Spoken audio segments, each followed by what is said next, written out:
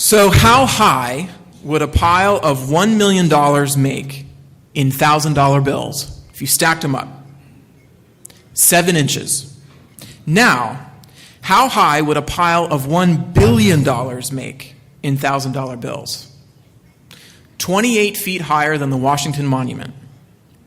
That means that recent White House budget requests of $70 billion for education would be enough bills to stack 70 Washington monuments on top of each other.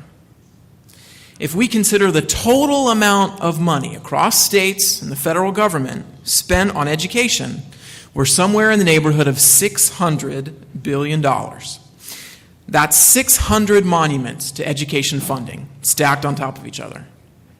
Now, stay with me here for a minute. If the Washington Monument is 555 feet tall, that means our education spending every year stretches 63 miles straight up.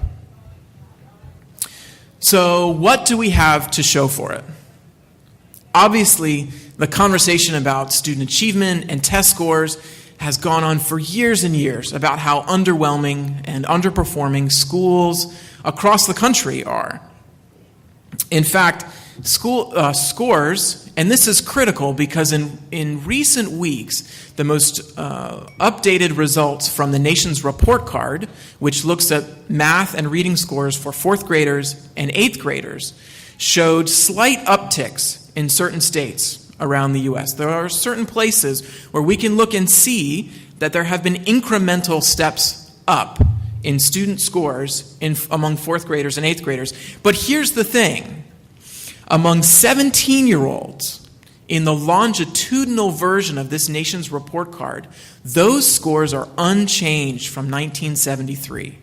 So that means that we can talk all we want about how things might be incrementally better for 4th graders and 8th graders, but the kids that are graduating are not doing any better than they were some 30-plus years ago.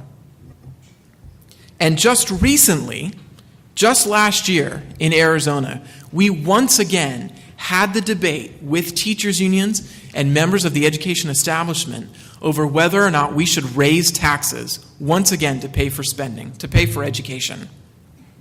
When we know that federal spending on education has gone up 138% between the years of 1987 and 2007. And during that same time period, states across the U.S. more than doubled their education spending after adjusting for inflation.